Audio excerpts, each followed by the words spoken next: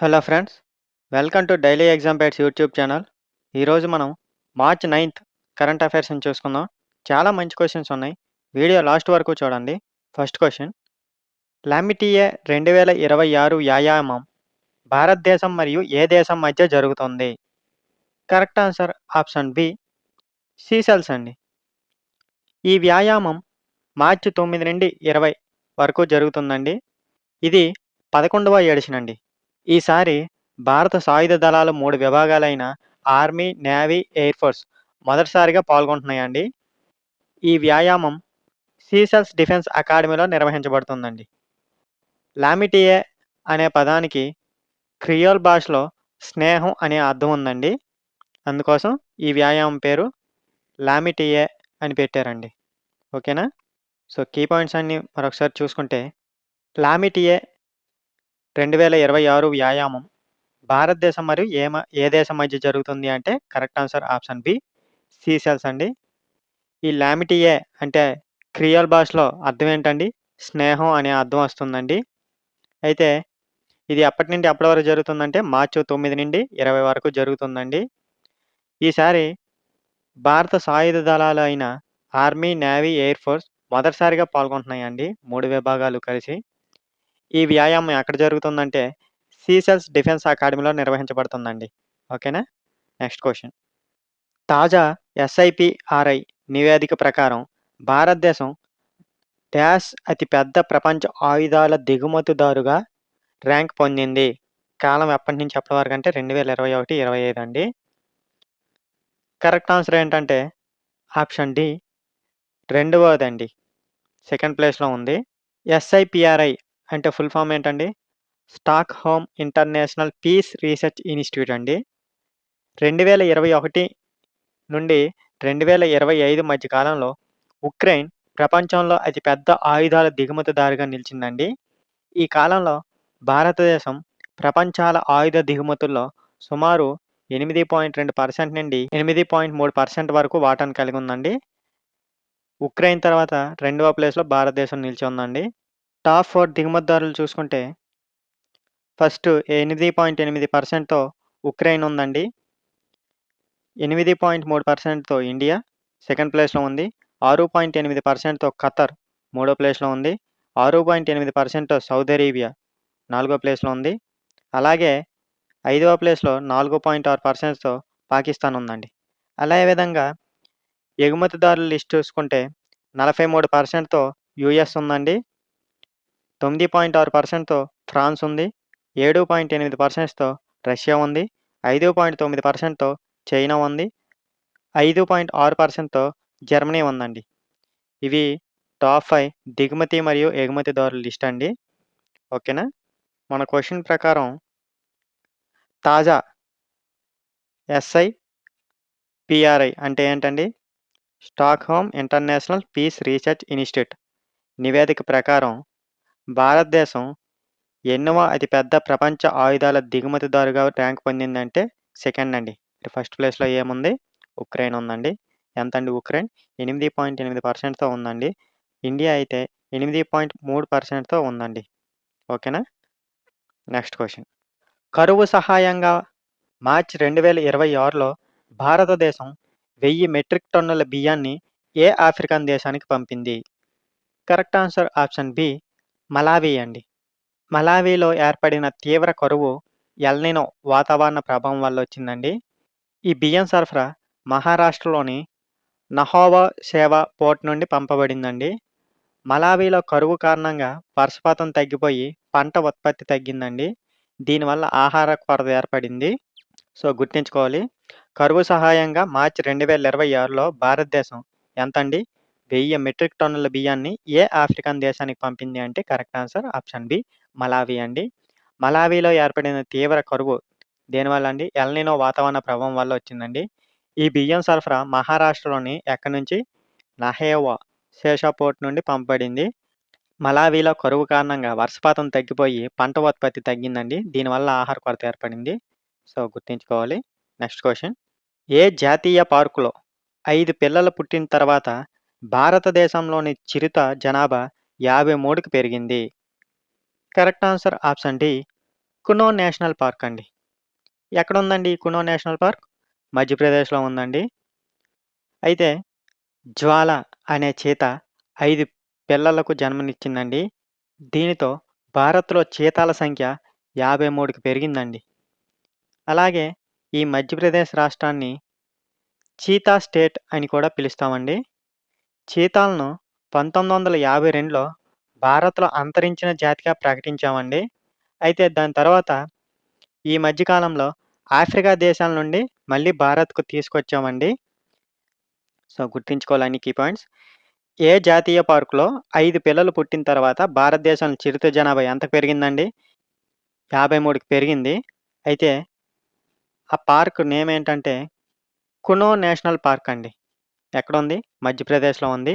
అందుకే మధ్యప్రదేశ్ రాష్ట్రాన్ని cheetah state అని కూడా పిలుస్తామండి. అయితే ఎవరండి? మన చీతా పేరు జ్వాల అండి. జ్వాల అనే చీత 5 పిల్లలకు జన్మనిచ్చిందండి. దీనితో భారత్‌లో మొత్తం చీతాల సంఖ్య 53కి పెరిగిందండి.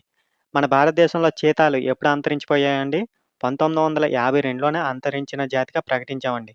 అయితే ఈ మధ్యన ఆఫ్రికా దేశాల నుండి మళ్ళీ భారత్‌కు తీసుకొచ్చామండి కొన్ని చీతాల్ని. Next question. ఉత్తరప్రదేశ్ ప్రభుత్వం ప్రారంభించిన ప్రాజెక్ట్ గంగా యొక్క ప్రాథమిక లక్ష్యం ఏమిటి? Correct answer option C. గ్రామీణ ఇళ్లకు హై స్పీడ్ ఇంటర్నెట్ అందించడం అండి. గంగా ఫుల్ ఫామ్ ఏంటండి? Government assisted network for growth and advancement అండి. ఈ ప్రాజెక్ట్ కోసం స్టేట్ ట్రాన్స్‌ఫర్మేషన్ కమిషన్ మరియు one OTT entertainment limited, Hinduja group సంస్థ అండి అది. ఈ రెండిట్ల మధ్య ఒప్పందం కుదిరిందండి. ఈ ప్రాజెక్ట్ ద్వారా సుమారు 20,00,000 ఇళ్లకు బ్రాడ్‌బ్యాండ్ కనెక్టివిటీని అందించాలనేది లక్ష్యం అండి. ఓకేనా? ఉత్తరప్రదేశ్ ప్రభుత్వం ప్రాజెక్ట్ నేమ్ ఏంటండి? Project name Ganga. ప్రాథమిక లక్ష్యం ఏంటంటే గ్రామీణ ఇళ్లకు హై స్పీడ్ ఇంటర్నెట్ అందించడం అండి.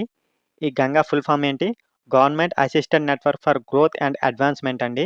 ఈ ప్రాజెక్ట్ కోసం ఎవరండి? స్టేట్ ట్రాన్స్‌ఫర్మేషన్ కమిషన్ మరియు వన్ ఓటీటీ ఎంటర్‌టైన్‌మెంట్ లిమిటెడ్ మధ్య ఒప్పందం కుదిరిందండి. ఈ ప్రాజెక్ట్ ద్వారా ఎంతమందికండి? సుమారు 20,00,000 ఇళ్లకు బ్రాడ్‌బ్యాండ్ కనెక్టివిటీని అందించాలనేదే ప్రధాన లక్ష్యం అండి. ఓకేనా? Next question. 2026 Australian Grand Prix విజేత ఎవరు? Correct answer option C. George Russell అండి. George Russell Mercedes AMG Petronas Formula 1 team తరపున పోటీ పడ్డాడండి. ఈ రేస్ ఆల్బర్ట్ పార్క్ సర్క్యూట్‌లో జరిగిందండి. ఈ రేస్‌లో కిమీ ఆంటోనెల్లి రెండవ స్థానంలో నిలిచాడండి. సో, గుర్తుంచుకోవాలి. 2026 ఆస్ట్రేలియన్ గ్రాండ్ ప్రిక్స్ విజేత ఎవరంటే జార్జ్ రస్సెల్ అండి. ఈ George Russell Mercedes AMG Petronas Formula 1 team తరపున పోటీ పడ్డాడండి. ఈ రేస్ ఆల్బర్ట్ పార్క్ సర్క్యూట్‌లో జరిగిందండి. ఈ రేస్‌లో సెకండ్ ప్లేస్‌లో ఎవరో వచ్చారు? కిమీ ఆంటోనెల్లి రెండవ స్థానంలో నిలిచాడండి. ఓకేనా? Next question. Sustainability skills hub చొరవ కోసం ఐఐటీ బాంబే ఏ కంపెనీతో కలిసి పనిచేసింది? Correct answer option D. Honeywell అండి. ఈ కార్యక్రమం ప్రధానంగా పర్యావరణ స్థిరత్వం మరియు వాతావరణ చర్యలపై విద్యార్థులకు శిక్షణ ఇవ్వడంపై దృష్టి పెడుతుందండి. ఈ సస్టైనబిలిటీ స్కిల్స్ హబ్ లక్ష్యం ఏంటంటే గ్రీన్ స్కిల్స్ మరియు సస్టైనబిలిటీ నైపుణ్యాలను అభివృద్ధి చేయడం అండి. ఓకేనా? సో, గుర్తుంచుకోవాలి. సస్టైనబిలిటీ స్కిల్స్ హబ్ చొరవ కోసం ఎవరండి? ఐఐటీ బాంబే ఏ కంపెనీతో కలిసి పనిచేసింది అంటే correct answer option D. Honeywell అండి. ఈ కార్యక్రమం ప్రధానంగా పర్యావరణ స్థిరత్వం మరియు వాతావరణ చర్యలపై విద్యార్థులకు శిక్షణ ఇవ్వడంపై దృష్టి పెడుతుందండి. అలాగే ఈ సస్టైనబిలిటీ స్కిల్స్ హబ్ ప్రధాన లక్ష్యం ఏంటంటే గ్రీన్ స్కిల్స్ మరియు సస్టైనబిలిటీ నైపుణ్యాలను అభివృద్ధి చేయడం అండి. ఓకేనా? Next question. మార్చ్ 2026లో Guinness world record lezim dance ఎక్కడ ప్రదర్శించబడింది? Correct answer option C. Dombivli అండి. ఎక్కడిది? మహారాష్ట్రలో ఉంది. ఈ కార్యక్రమం అంతర్జాతీయ మహిళా దినోత్సవం సందర్భంగా నిర్వహించబడిందండి. ఈ లేజిమ్ నృత్యంలో 9,111 మంది మహిళలు మరియు బాలికలు పాల్గొన్నారండి. వారు 5 నిమిషాల కంటే ఎక్కువ సమయం సమన్వయంతో నృత్యం చేశారండి. మునుపటి రికార్డు సాంగ్లీ నగరంలో 7,338 మందితో పాల్గొనడంలో నమోదైందండి. ఓకేనా? సో, కీ పాయింట్స్ చూసుకుంటే మార్చి 2026లో గిన్నిస్ వరల్డ్ రికార్డ్ ఏ డాన్స్ అండి? లెజిమ్ డాన్స్ ఎక్కడ ప్రదర్శించబడింది అంటే కరెక్ట్ ఆన్సర్ ఆప్షన్ సి డొంబివిలి అండి. ఇది ఎక్కడుంది? మహారాష్ట్రలో ఉంది. ఈ కార్యక్రమం దేని సందర్భంగా నిర్వహించబడిందంటే అంతర్జాతీయ మహిళా దినోత్సవం సందర్భంగా నిర్వహించబడిందండి. ఎంతమంది పాల్గొన్నారండి? మహిళలు మరియు బాలికలంటే 9111 మంది మహిళలు మరియు బాలికలు పాల్గొన్నారండి. అయితే వారు 5 నిమిషాల కంటే ఎక్కువ సమయం సమన్వయంతో నృత్యం చేశారండి. అయితే మునుపటి రికార్డ్ ఎంతండి? సాంగ్లీ నగరంలో 7338 మంది పాల్గొనడంతో నమోదైందండి. దాన్ని ఇప్పుడు బ్రేక్ చేశారండి. ఓకేనా? Next question. Human metapneumo virus ఇటీవల ఏ దేశంలోని పశ్చిమ తీరంలో వేగంగా వ్యాపించింది? అంటే కరెక్ట్ ఆన్సర్ చూడండి. ఆప్షన్ బి యునైటెడ్ స్టేట్స్ అండి.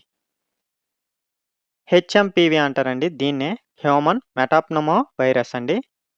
ఇది శ్వాసకోశ సంబంధిత అంటువ్యాధి వైరస్ అండి. ఈ వైరస్ యునైటెడ్ స్టేట్స్ పశ్చిమ తీర ప్రాంతంలో వేగంగా వ్యాపిస్తోందండి. ఇప్పటి వరకు ఈ వైరస్‌కు ప్రత్యేకమైన వ్యాక్సిన్ లేదా నిర్దిష్టమైన యాంటీవైరల్ చికిత్స లేదండి. ఓకేనా? సో, హెచ్ఎంపీవీ ఏంటండి full form? Human metapneumo virus అండి.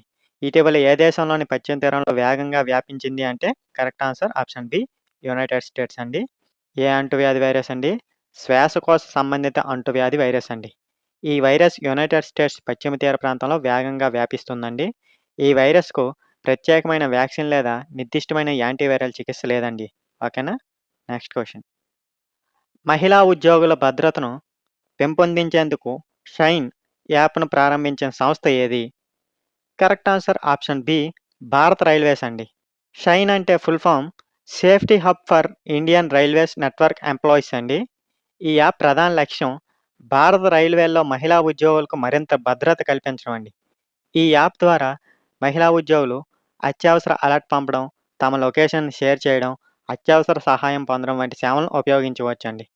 ఓకేనా? మహిళా ఉద్యోగుల భద్రతను పెంపొందించేందుకు ఏ యాప్ అండి? షైన్ యాప్‌ను ప్రారంభించిన సంస్థ ఏంటంటే భారత రైల్వేస్ అండి. షైన్ ఫుల్ ఫార్మ్ ఏంటి? Safety hub for Indian railways network employees అండి. ఈ యాప్ ప్రధాన లక్ష్యం ఏంటంటే భారత రైల్వేల్లో మహిళా ఉద్యోగులకు మరింత భద్రత కల్పించడం అండి. ఈ యాప్‌లో ఏ ఫీచర్స్ ఉంటాయండి? అత్యవసర అలర్ట్ పంపడం, తమ లొకేషన్‌ని షేర్ చేయడం, అత్యవసర సహాయం పొందడం వంటి సేవలను ఇందులో ఉపయోగించుకోవచ్చండి వాళ్ళు. ఓకేనా? Next question.